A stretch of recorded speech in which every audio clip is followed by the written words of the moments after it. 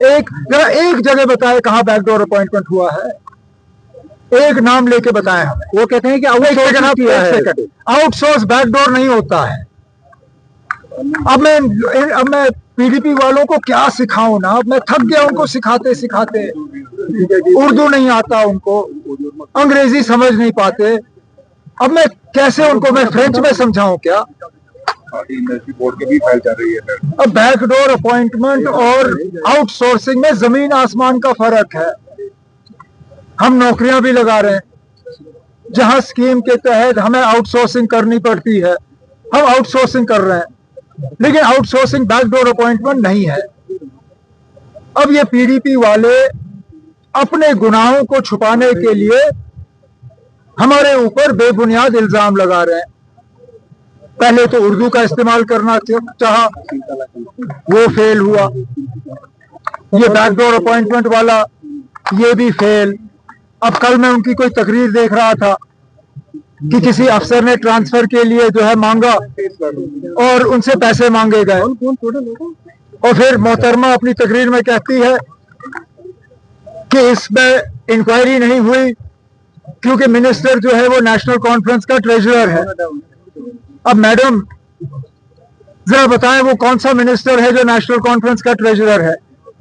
क्योंकि जहां तक मैं अपनी तंजीम को जानता हूं, मेरे treasurer member parliament Shami Oberoi साहब हैं, और अभी तक शमी ओबरॉय साहब न जम्मू कश्मीर में मिनिस्टर बने हैं, न मरकज में मिनिस्टर बने हैं।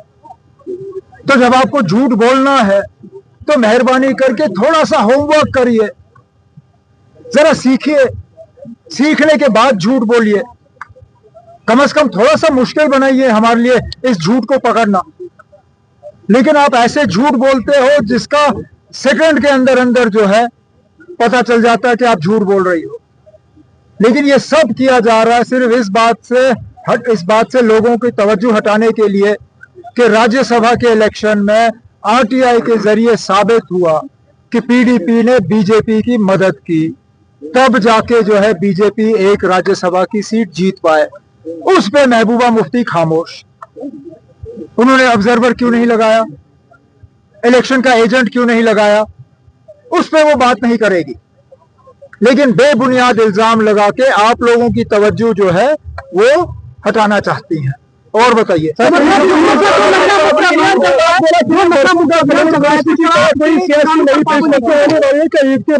क्या बड़गाम में आपने बोला कि किलोमीटर बरस की तरह जोर से? मैंने बड़गाम में नहीं बोला, मैंने टंगमर्ग में बोला। टंगमर्ग में सर, सॉरी। और आप अब क्राउड बर्स्ट होने दीजिएगा।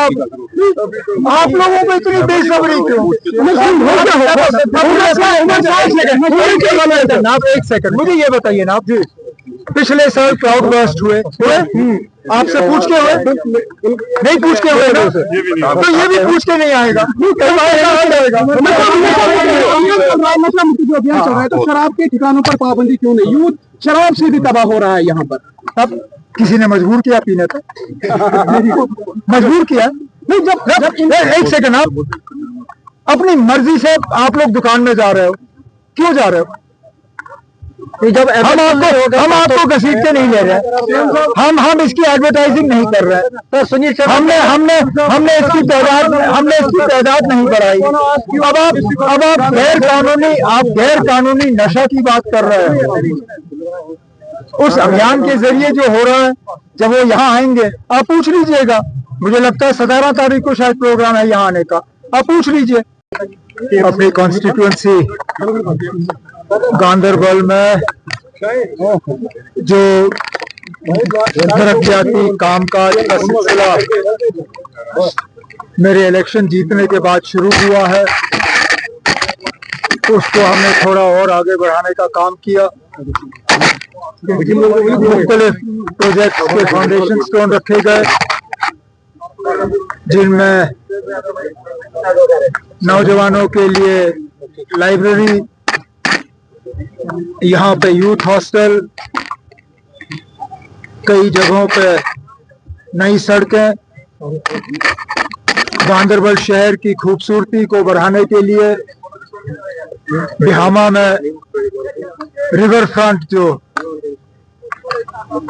उसको एक टूरिस्ट अट्रैक्शन बनाने के लिए उसके पहले फेज का फाउंडेशन स्टोन रखा गया, जिससे कि मुझे लगता है गांदरबल शहर को उसका फायदा होगा।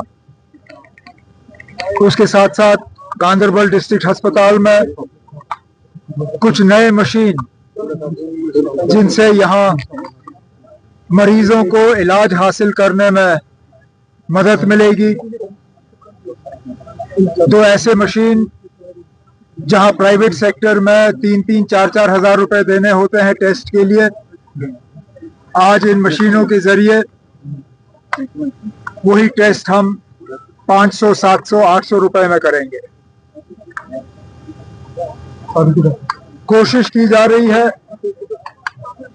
कि गांदरबल को सही माने में उसको डेवलप किया जाए, और सिलसिला पहले ही शुरू हुआ है।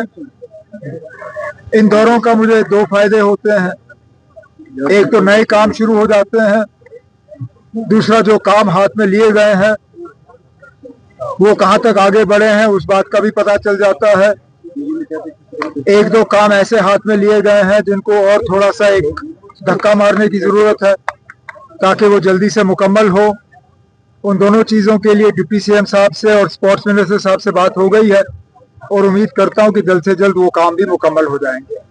उमर सर, जो महबूबा मुफ्ती है, हाल ही में उन्होंने गांदरबल में पब्लिक कन्वेंशन में इल्जाम लगाया कि जो यहाँ पर सरकार है वो बैकडोर अपॉइंटमेंट्स कर रही है यहाँ पे। उसके साथ साथ